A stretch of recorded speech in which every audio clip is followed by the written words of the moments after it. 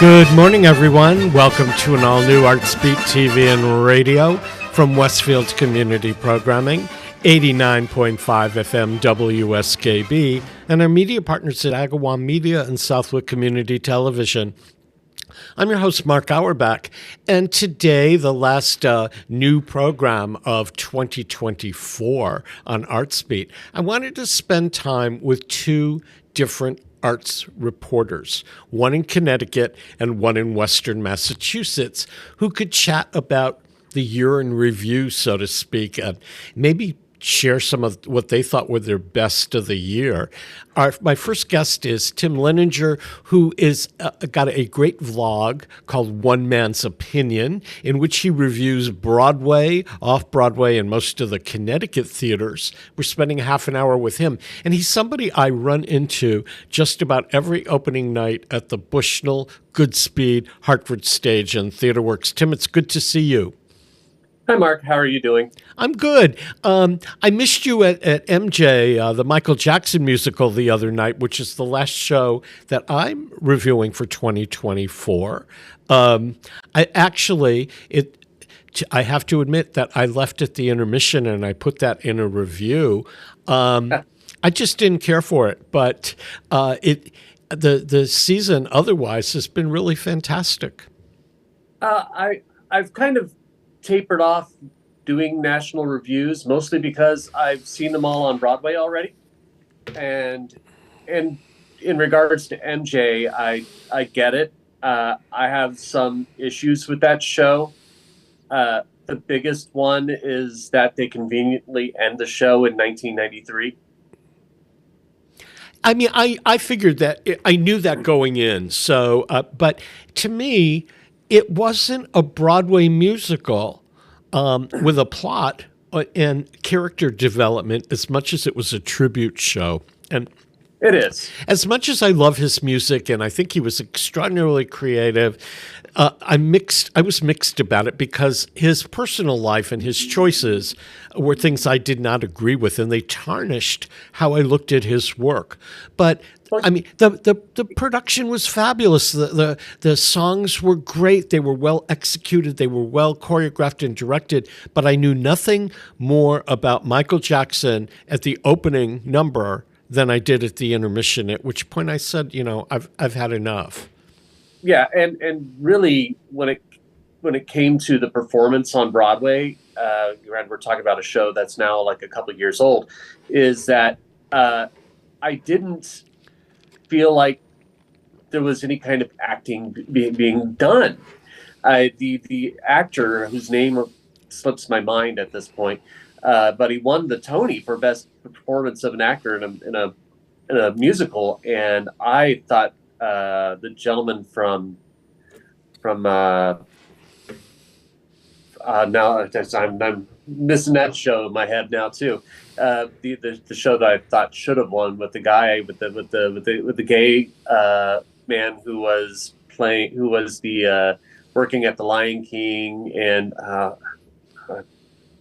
you got me on a track that I wasn't expecting to go. Yeah, I sort of know where you were going. As you look back at 2024, what were some of the theater highlights for you in your theater going? Biggest highlight of the year is maybe Happy Ending. And that's brand new on Broadway. Yes, it is. The best musical I've seen in 7-8 years, hands down. It was innovative, it was smart, it was intimate, it was sensitive, and a beautiful, beautiful show about two robots set in the future who go on a quest and, to the best of their understanding of human emotions, fall in love. It was genius. And it stars Darren Criss. Yes, and Helen Chen, I believe her name is. And the two of them are fantastic. And it's beautiful and it's family friendly, which is something that you don't get when it comes to that you don't tend to get when it comes to a high concept musical on Broadway. It's nice to see new innovation on Broadway instead of shows that are based on film musicals or are based on books which became movies, which then become shows, originality is in short supply sometimes. Yes, and maybe Happy Ending was a big breath of fresh air. It is the best musical, the best new musical I've seen anywhere since Come From Away. Well, that puts it in high regard in my book. It's a must see when I go to New York, and people should know that the end of January, beginning of February, are Broadway Week NYC. And if you go Google Broadway Week New York City January 2025, it's a 2 week period of time when most of the shows, plays, and musicals offer their tickets at half price. So it's a way to get people into Broadway theaters in an affordable way. And it may give you an opportunity to go see something you might not have considered going to New York for. And I don't know how you get to New York back and forth, Tim. I jump on CT Rail at Windsor Locks because the parking's free, and take it to New Haven and then walk across the tracks and get on Metro North. It's a very easy way to get to the city. Oh, absolutely. I travel depending upon who I have with me. If I'm traveling by myself or if I'm staying overnight, I take the Metro North in.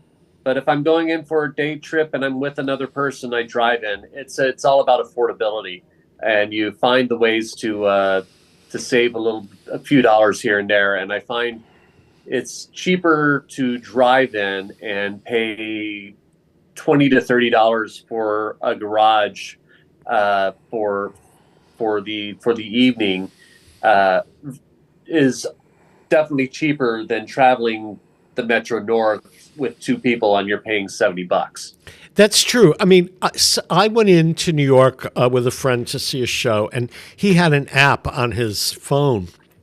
And about 3 hours ahead, he was able to book a parking garage next door to the theater we were going to and prepay it. And so getting in and out was very easy.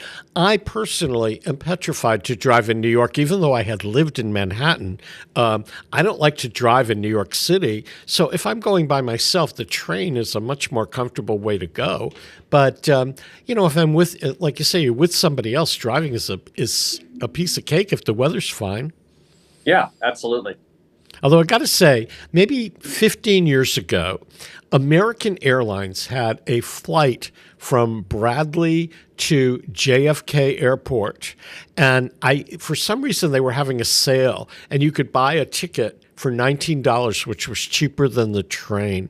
So I went to a Saturday matinee and flew to Kennedy Airport, took the subway from Kennedy into Manhattan, which took about 50 minutes, and went to a Broadway show and then flew back to Bradley. It seemed so exciting. It didn't take any less time than taking the train, but it just was so glamorous in its way. And, I wonder if I'll ever have that opportunity again. That's wild.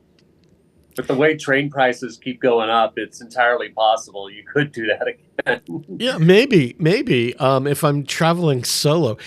Looking at some of the local things you saw, what were some of the high points for you in terms of Hartford Stage and Goodspeed and Theater Works?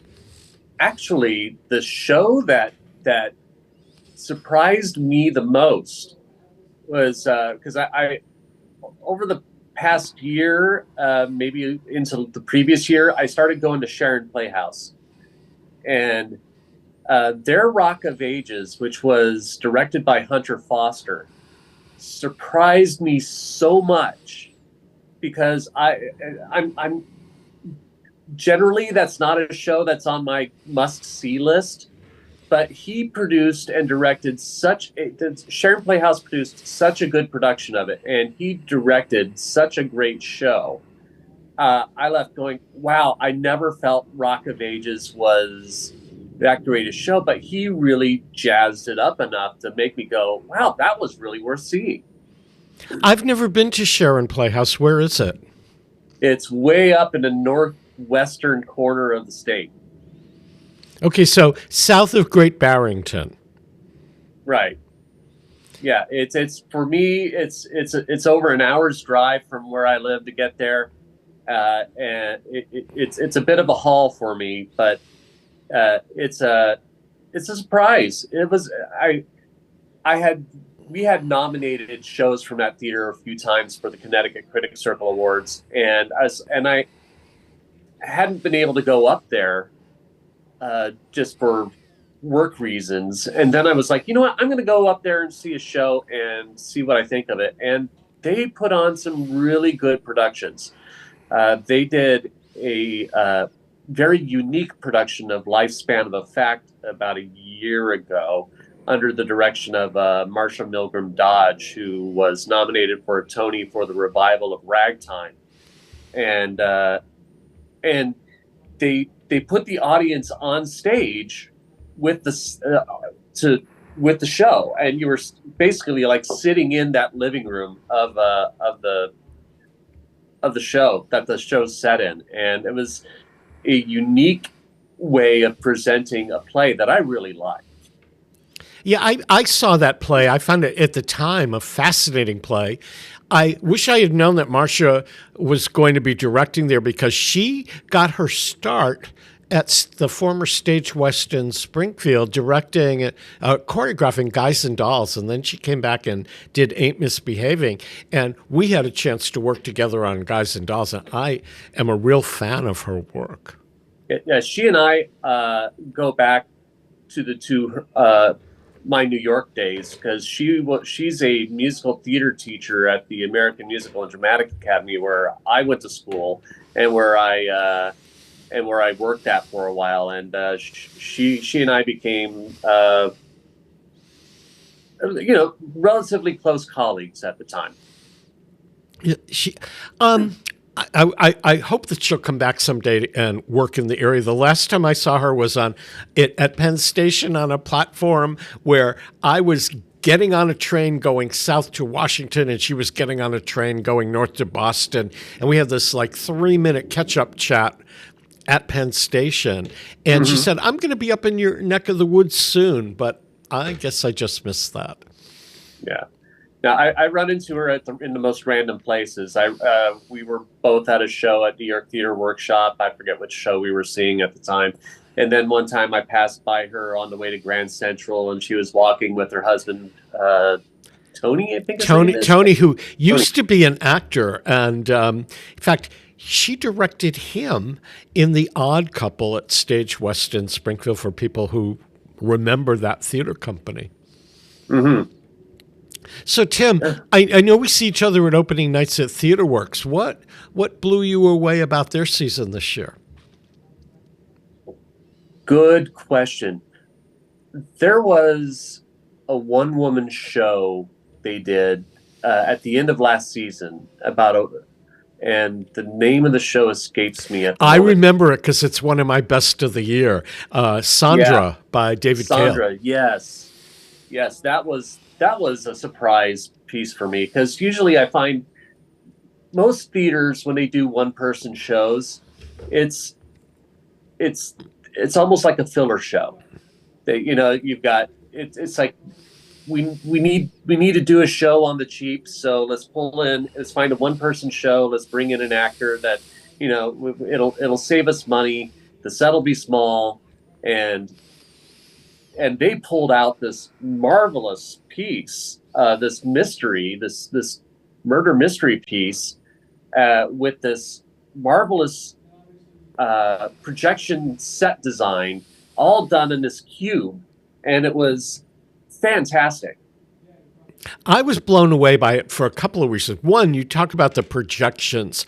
I realized the more and more shows that we see, that projection in video has become a part of live theater, and done to a very good degree. And Sandra had that. When she was a woman who had a male friend who had gone missing in a Mexican beach resort, and she goes in search of her friend, and she's walking on the beach, and the waves are coming from projections are coming up the side of this cube that she's in, and you could see the palm fronds of the beach as video. It was fascinating to me, and I hate to use the word swept away when mentioning a beach scene, but I was swept I expect could to talk wait. about that show too. Yeah, we could. But I mean, I thought that it was such an exciting moment of theater. And Felicia Curry, who played the woman, who I knew because we both worked at the Capitol Steps together years ago, she did an astonishing job of theater. I'm not a fan of solo theater, but I've seen in this last season two plays, one being with her, and the other at Chester Theater, Unreconciled with Jay Sefton, which is Jay Sefton's story of being a childhood theater prodigy who's abused by a priest and what he went through. Those two pieces of theater were among my favorites and top shows of the year. And I've seen good solo theater before, particularly Tara Franklin in Chester's Theater's On the Exhale and Mark H. Dold in Barrington Stage's Harry Clark. So when it's good, it's extraordinarily good. And yet when it's not good, which is too often the case, I get a little bit nervous about solo shows. Well, I back a few years, I saw John Leguizamo's Latin History for Morons. I loved that. That was a great one-person show. But John Leguizamo always does good stuff. And then there was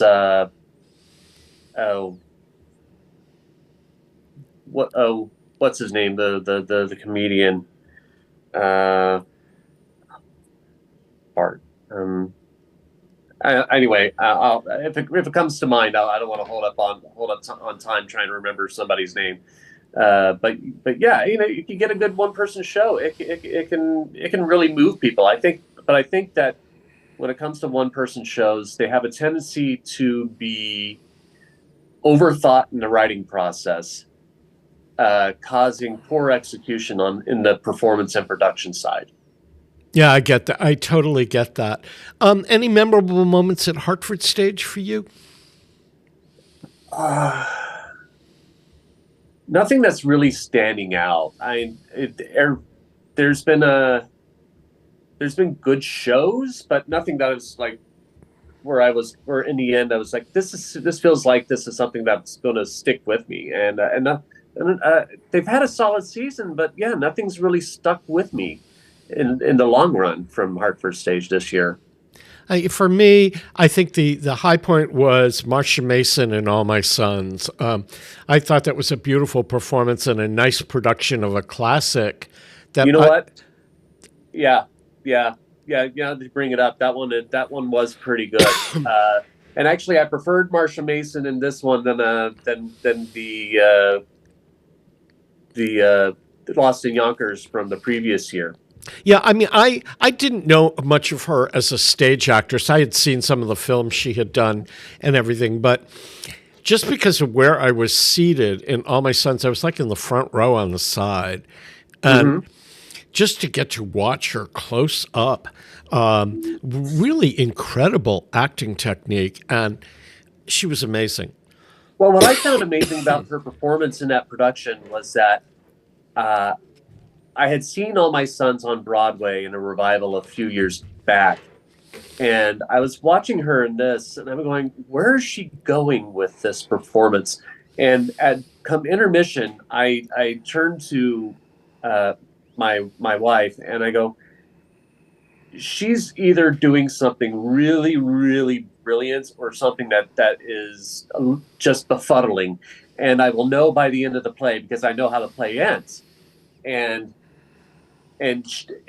she was playing this front for so long, the first half, throughout the first act, and then as the revelation about her son comes out, the one who got lost during the war, and all the facades break, and I went, yes, that was brilliant. That was so well done, perfect.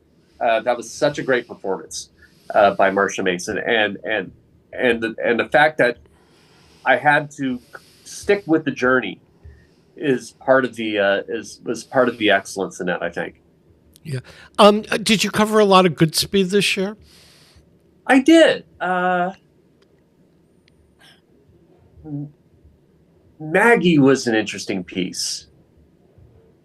It's I found the subject of the problems I'm going to say the troubles because it is interesting because I've seen it done before in different plays, but having this mother who is stuck in this trap of having her kids going on their journey and her being left behind is an interesting way of portraying that kind of a story.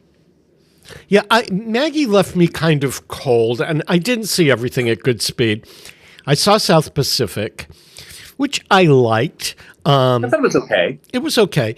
I found what they were doing at the Terrace Theater in Chester with the new shows to be kind of fascinating. Their opening show was A Complicated Woman, which was one of my faves of the year.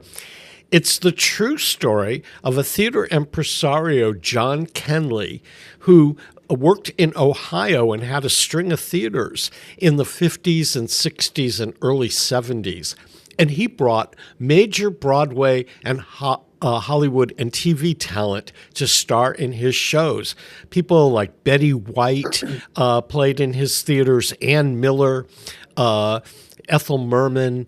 And during the main season, he was this just phenomenal impresario. When this theater season ended, it was a summer stock kind of thing. He'd moved to Florida where he lived life as a woman. And when I started out in musical theater, and people said, you've got to work on the Kenley circuit, it's the place to go. And I auditioned for him a couple of times. And I don't remember him at all, but I had heard the stories over the years. Well, you know, he's transgender, or he's this, or he's that, whatever labels they were putting on him.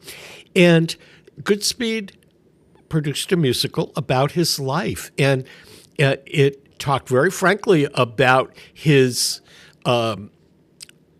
transgender activity going back and forth in the 50s and 60s when this was not something you could talk about, but placed him or her, depending on which side of John Kenley you were dealing with, in the musical theater milieu of the time. And so the score of the musical kind of matched the 50s and 60s Broadway classics. I thought it was brilliant. And I certainly hope it has a life after Goodspeed. I didn't get to see A Complicated Woman. The problem as a critic is that I get so many invites around the time that show ran, and the critics invites came out for it. I couldn't fit it in my schedule, and so that was one of the shows that I missed, unfortunately. Speaking of Goodspeed, there was big news from Anne of Green Gables that just got announced recently that it's getting its Broadway push. I heard that, and something else that was a Goodspeed, and the title escapes me, is getting a reading, another industry reading on its way to Broadway, and it started at Goodspeed, and maybe the title will come back to me. But Goodspeed over the years has just been a generator and an incubator of material for Broadway. Well, Summer Stock. That's the one. It's Summer Stock, and it's got a new title. But yes. Corbin Bleu, who starred in it at Goodspeed, is part of the industry reading. It takes place in either now or early in January, with the idea of jump-starting it for a major Broadway production. Yes. So 2 shows in a matter of a couple of years for Goodspeed. That's excellent news for them, I think. As you look ahead to 2025, aside from the hope that we can both have that the theaters don't always bunch their opening nights up the same week. I don't know if you have that issue, but I do in the Berkshires, where they schedule their opening nights. So Friday is one opening at a theater, Saturday is another, Sunday is another. And for me, it's really difficult to go back and forth 3 days in a row, driving back and forth to the Berkshires to cover 3 shows and get those reviews turned in. I wish everybody could organize themselves, that our press openings would have a little breathing room between them. It's like that for Broadway in April. As you know, when you cover New York, every night is an opening night. Aside from that, is there anything that you're really looking forward to in the new year? TheaterWorks Hartford is doing King James, which I'm very interested in. There's a lot of buzz coming from the theater itself about that production. They're excited about doing that one. I'm seeing Gypsy. The first show of the year for me is Gypsy with Audra McDonald. So I'll be excited to see that. The buzz on the street. The buzz on the street for Gypsy is fascinating because I can't help but see the feeds of the Broadway Remembered and Broadway this and Broadway that on Facebook, and people seem to be enthralled by her performance. It's something that I thought, I've seen enough productions of Gypsy, I don't need to go again, but I think I want to see her in this. Yeah, me too. I mean, it's Audra. I mean, I've seen her in at least 4 or 5 shows. I mean, I'm always excited to see her because regardless of how good or bad the production is, I know I'm going to get good work from her. For sure. We're just about out of time, Tim, but is there any hope that you have for our theater in 2025? Do you want to see more theater, more of what we do here in Western New England move elsewhere? Is there a wish list you have? I would like theaters to give up quit chasing the dragon, as I like to say it, when it comes to doing jukebox shows. Not every show is going to be Mamma Mia. Not every so stop. Yeah. Which is funny since one of my favorite shows this year was Rock of Ages. But and also if you want better shows,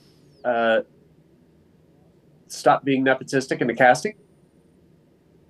There is a bit of that going on. I've seen it. It needs to stop.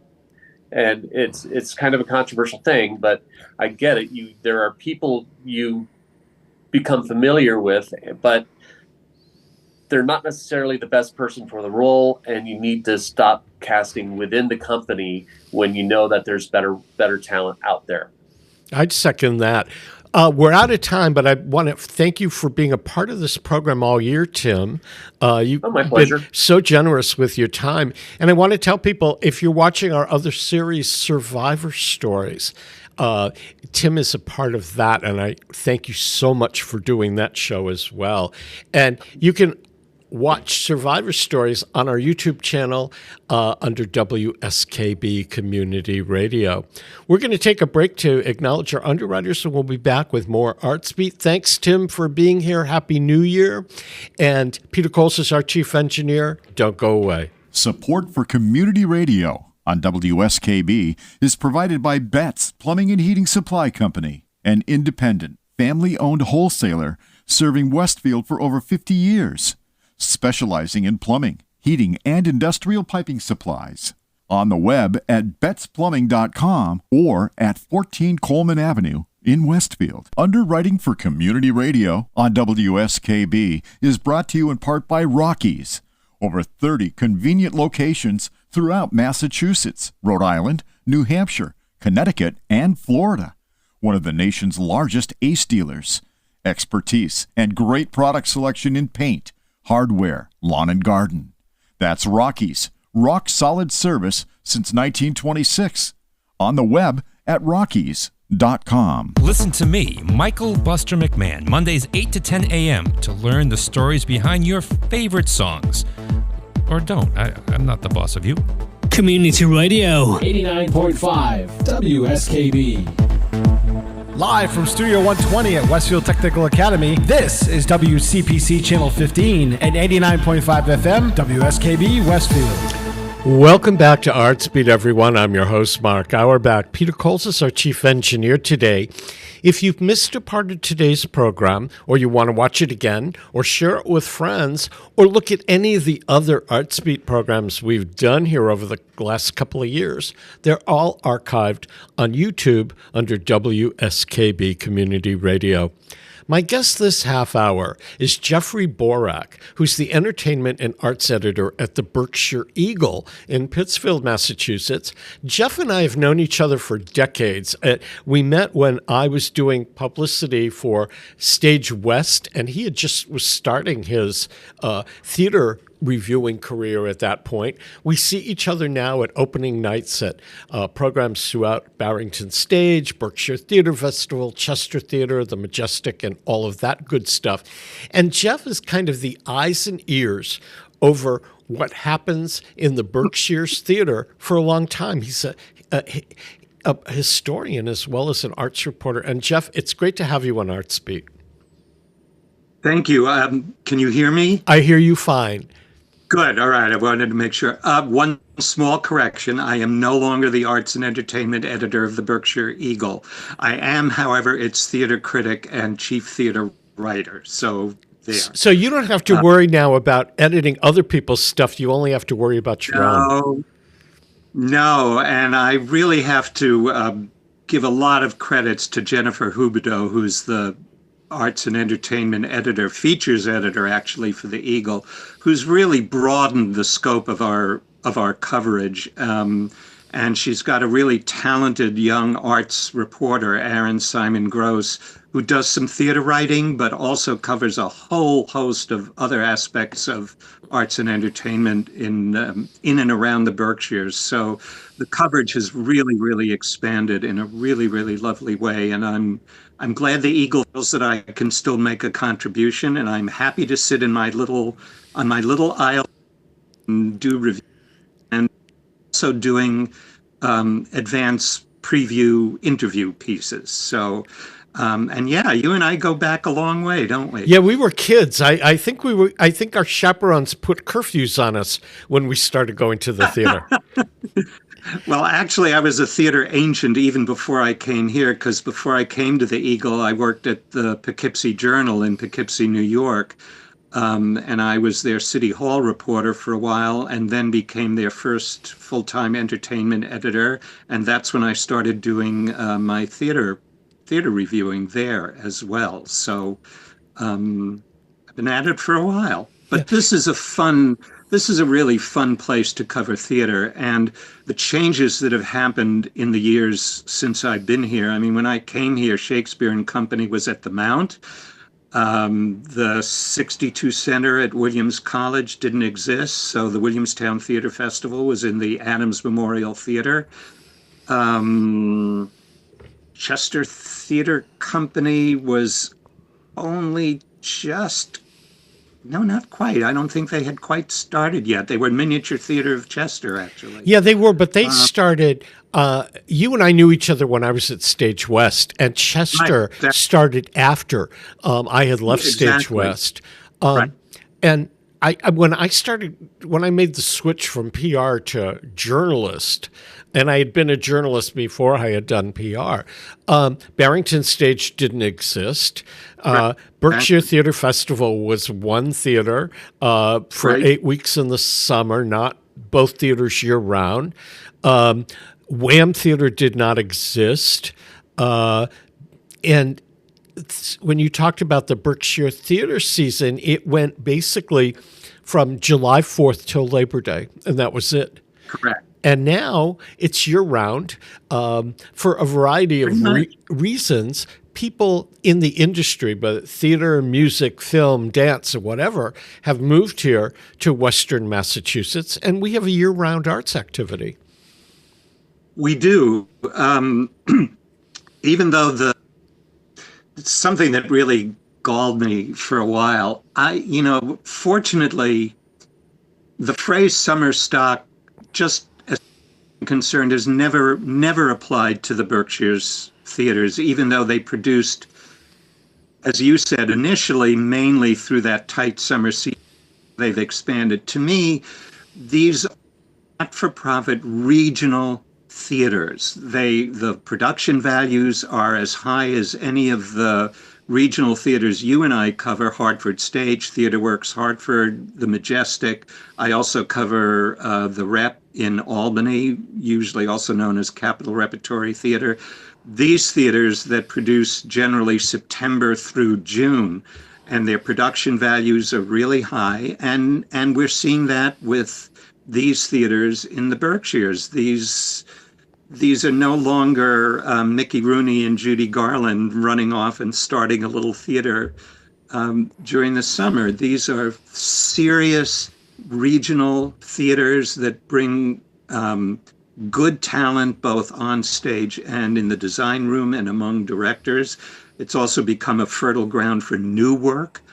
So it's fun covering. Again, I'm sounding like a Chamber of Commerce, and this from a critic who has a reputation for being tough, but it's one has nothing to do with the other. It's a professional pleasure to cover the theater here, irrespective of how I wind up feeling about work. Yeah, I mean, we're both caught as arts reporters and reviewers. We're caught in a situation. One, you want to be honest and share Yes. what you feel is going on the stages and in the area theaters. On the other hand, you want to promote the area theaters because you want audiences to go and sustain them, because if we overly criticize all of our area theaters and they go under, then we don't have jobs. And I feel I walk in and my job, reporting on a show that I see, is to let audiences know what I see in the hopes that they'll either attend that particular production if it's something they're interested in, or consider that theater the next time they're thinking about going to the theater. And as critics, our job is to really advocate for live theater. And the more of it we have, the better it is for everybody involved. Boy, you lay out a tough line, because I know, but you're a tough critic who can respond to that. I've always felt that it's our. First of all, I don't believe that when theaters go under, it's because of a mass of critical writing. And I think this is a perfect time. Theaters, especially the not-for-profit theaters, are undergoing a really, really tough time right now. And most of the time, because I've also covered theaters as a reporter, more often than not, theaters have their own selves to blame if they're going under. They're making poor choices in material, but also more than that, they have to make business calls. They're called not-for-profit theaters, but they do have to make money. And if they don't, and the audiences aren't there, and that I think has to do more with the choices that they make. I think the preview pieces that we do probably do more to generate business. I don't feel as a theater critic it's my responsibility to either generate business for a theater or keep audiences away. I don't believe that I have that much influence, nor should I. My goal when I'm writing out a review is to write my honest opinion, fairly, honestly, good, bad, or indifferent, and then let the readers decide from there whether it's something they want to see. I can't tell you how many times I've had, over the centuries I've been doing this, I've had on occasion people come up to me and after I've written an unfavorable review of something and said, I read your review and I know you really didn't like it, but my wife and I, or my friend and I, we went anyway and we loved every minute of it. And they say it almost in that tone as if to, which is fine. Yeah. I don't have a personal investment in it. I think readers need to make a choice on their own of whether it's something they want to see, irrespective of what we say. My hope is to give readers an insight into what the play is about, what the playwright is trying to achieve, what the relationship is among the characters, whether the director hits the style that I think the playwright is after, all of those elements put together, and then let the reader and how I feel that it worked, talk about what I think the playwright is after. Do I think it worked, either totally or not, or in parts, and then let the reader decide what they want to do. Yeah, I agree with exactly with what you're saying. Do you, in your role, do you write a best of the year kind of year-end recap? I've just finished it. I've handed it in to the features editor. I believe it's going to be published December 28th in the Eagle. So I'm not going to tip my hand ahead of time. Yeah, mine yes, I do. Mine runs December 23rd, I believe, in Mass Live. And a little piece of it, just like a paragraph of it, runs in Berkshire on Stage very soon if it hasn't already run. I don't know for you, but for me, first of all, I didn't see a lot of theater this year because of health issues.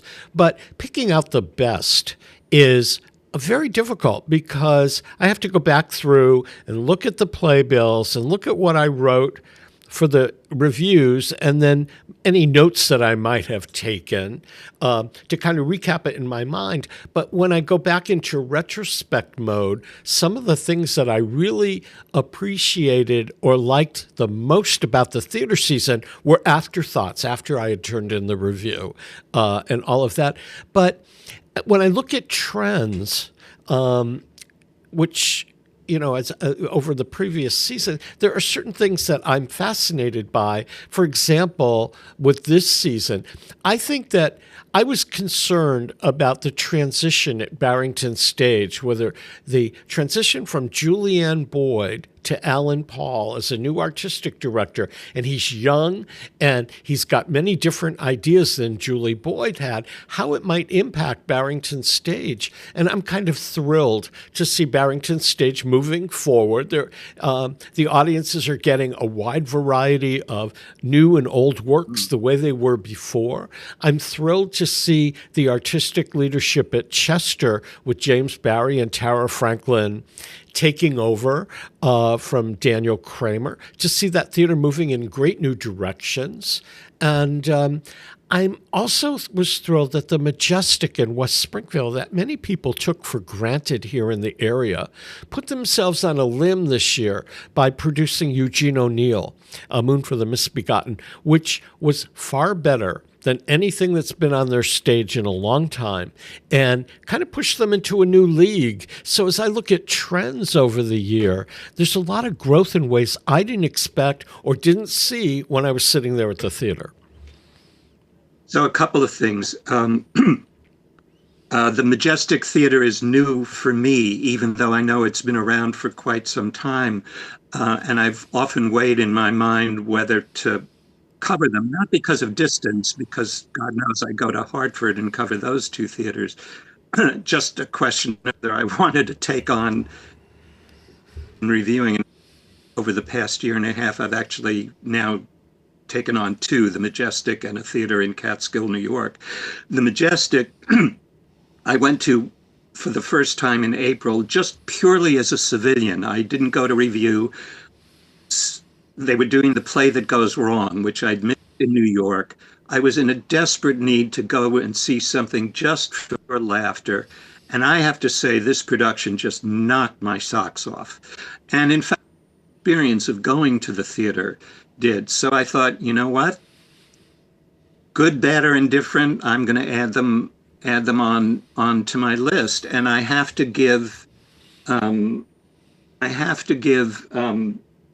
Danny Eaton some credit here. He did take on Moon for the Misbegotten. He's got August Wilson's, is it Fences? Fences is up and coming. Yeah. So these are, and there's another side note, August Wilson, who I felt has been so missing from area stages, suddenly in the summer of 23, turns up with Fences at Shakespeare and Company. Shakespeare and Company is doing the piano lesson this summer. We've got Two trains running. Yeah, at Hartford. In fact, the Hartford Wilson play overlaps with Fences at the Majestic. It's good to see August Right. Wilson on stage. And Shake and Co. is doing piano lessons. So as far as Barrington Stage, I too am really interested in the turn that Alan Paul has taken that theater again that I've covered since the beginning. And Alan also has interested me very much as a director, even though I've had some issues. I know I'm probably a real outlier on Next to Normal, which is a musical I just love, and I think was way overproduced in Alan's direction this summer. However, I have to admire the integrity with which that show was put together. With that, with A Beautiful Thing, and with Cabaret, I think it's clear to me that as a director, and especially with Next to Normal, this is not gimmickry just for the sake of theatrical gimmickry and showing off. I think Alan works from a very clearly thought out aesthetic and thinking about what these shows reflect, and then proceeds accordingly. I just didn't feel that it worked with Next to Normal, but he's a very, very interesting director for me. He's doing Camelot this coming summer, a show that he did when he was in the Washington, D.C. area. And he's going to the original version, not the Aaron Sorkin adaptation. And I can't wait to see what he does with it. Chester Theater has come such a long way. I was disappointed in their season this summer, but I have huge admiration for Tara and James, who run it. I think these are two theater makers who also, I think, work with a great deal of integrity. I think Daniel and Byam Stevens left big footprints, and I think James and Tara, with all integrity, are looking for ways to honor that footprint and at the same time put their own aesthetic on that theater. And it's a theater that I enjoy covering because I know as a critic, I'm going to have to do my work. The plays are all challenging, irrespective of whether the productions work, but the plays will make you think, and they will take you to a place that do what theater should do, entertain, but also make you think about the world in which we live. Yeah, I am very impressed with the work that they do. And in the summer of 2023, saw the workshop of Unreconciled, the Jay Sefton play, which I was very moved by on a lot of levels. And then to see it get a full production last summer and to see that play take off. It went to Ireland right after Chester. It had a workshop in New York. It's on its way to Pittsburgh and LA. And it's something that Chester should be very proud of, that it has created and sent out there. And I find, I don't know for you, but the more new plays that are being incubated and worked here in our theaters that go elsewhere speak so highly for the theater activity that we have. It does. I want to go back because we had talked about putting together best tens. I think for this year, I've called it the most accomplished work, and that's not to be politically correct, because I guess in some places you're not supposed to use bests anymore. I have a lot of fun doing them, and they're always sometimes really eye-opening for me, because I find in going back over the year, shows that I really, really liked at the time that I saw them have sort of faded in luster over the time. So in a way, the shows that wind up on my list, and then I also have a sort of waiting in the wings of secondary shows, are sort of the last shows standing, the shows that still stay in my mind and memory in very, very, very special ways. And the same thing with performances that I single out. So that very often that I might have really, really glowing review doesn't turn up on my best 10 list. It may turn up on the ring kind of part. So yeah, I had to include in my I called it my year in review. I had to include some milestones like Barrington's 30th anniversary and other arts organizations that hit milestones from 10 years, Silverthorne's 10th anniversary in Greenfield, and the 50th anniversary of the Arts Extension Service at UMass, which serves the arts community. But it was also passages. We lost several people in the arts that were important to the arts community this year, and I wanted to recognize them this year. One being Lucinda Kidder, who co-founded Silverthorne Theater and been an arts educator for years. She passed away this year. And there was a cabaret singer from Springfield, Vicki Phillips, who won several awards singing works by Jacques Brel and other things in New York, who passed away. And I felt that in doing the recap, it was milestones of the year, people who had come to the area that we appreciate, people who had left the area that we appreciated. And I tried to look back at the year as being a year of transition from the COVID theater years to what the future may bring. And I hope, I don't know for you, but I go back and I look about what I wrote for the best of 2023 or the best of 2022 and look back and sometimes go, how did I choose that? Why did I make that choice? As they ferment a little bit more in past. But I think it's a good exercise for me as a reporter to think back about how I spent 100+ evenings of my life over 2024. Yeah, for me, it's a hard piece to write because I do get bogged down a little bit in the individual productions, and on occasion when the introductory paragraphs to the best 10 have always been tricky for me because part of what I want to do is see if there were any particular trends, any themes that seemed to emerge, and if they do, it's just purely by chance. I remember talking to one artistic director, this must have been 2 summers ago, and it hadn't occurred to me when the theater had announced the plays, but it did occur to me after the season was done because I was looking at these plays and I was thinking, oh, these plays are tracking one particular theme. And I mentioned it to this artistic director. And what she said to me was that it wasn't a conscious choice, but obviously something that was an issue that was on her mind when she put these plays together. The issue that I've had is how to not keep that best year-end piece from becoming inordinately long.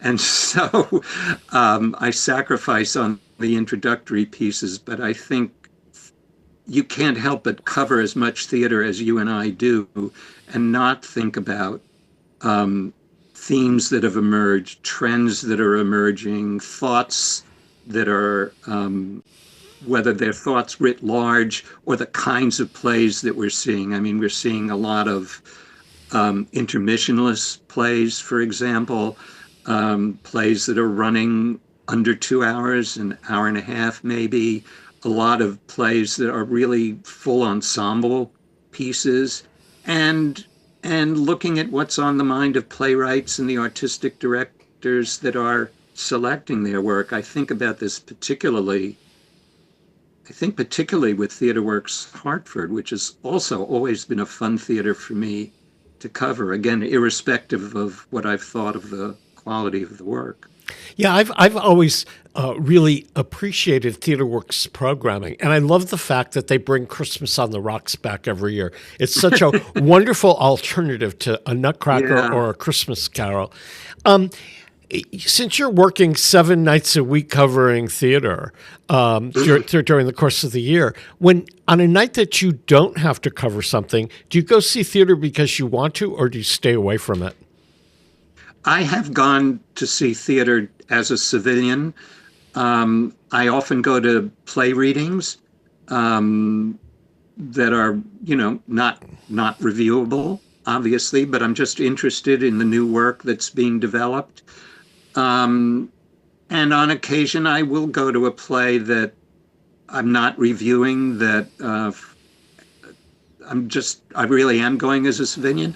And on occasion, I've gone back to see a play that I've already reviewed, and I'm going back purely as a civilian just because I love the play and the production so much. But yes, I will go and see theater.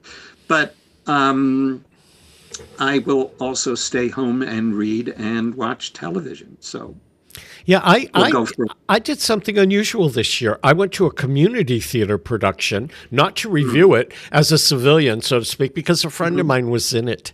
And I was in the lobby. I went to a matinee. I was in the lobby, and this other community theater person goes, well, I see that you're now acknowledging and recognizing that community theater is important, so we want you to review our shows. And I said, whoa, I'm here as a civilian. And because I like somebody in the show. And I realize that there's a whole world of theater out there that I don't cover that I occasionally like going to. But I like watching TV, and kicking back with a book is just as much. I do cover, there is a community theater in our region that I do cover. And I know my colleagues in the Albany area, there are a lot of community theaters there that they cover. But I remember with this particular community theater that I do cover, they were doing a play for a 2-week run. And it was just one of those odd situations where I was unable to see the show the first weekend of the run, which meant that if I were to come back and review, seeing it on the second week and reviewing it as an after-the-fact thing, I will do an after-the-fact review if it's, let's say, a one-night stand that really needs to be covered, or even a 2 or 3 night run of something. But here, it was a show that had 6 performances, and I just felt good, bad, or indifferent. I just don't know that it would be worth a review. But I did go and see it, because I was really interested in the play. And, I bought a ticket. I made it clear to people who looked at me a little nervously when I walked into the theater. I said, no pad, no pen. I'm here as a civilian. And you know what? I am so sorry I didn't have a chance to review it. It was good. I mean, it was a really good production of a play that I'd not heard of before. The director also was in it, which is always a risky business, even on the most professional scale of theater. It was a really wonderful evening of theater. So there you go. Civilian. Jeff, we're out of time. I want to thank you for doing Artsbeat today. It's really a pleasure to chat. Thank you for having me. I appreciate it. Yeah. And best to you. And I look forward to our continued meetings periodically on the aisle. Yeah, we always sit across from each other on the aisle, so I'll see you at the next opening night. And this wraps up this edition of Artsbeat TV and Radio. Peter Coles has been our chief engineer. I'm Mark Auerbach. We'll see you next week. One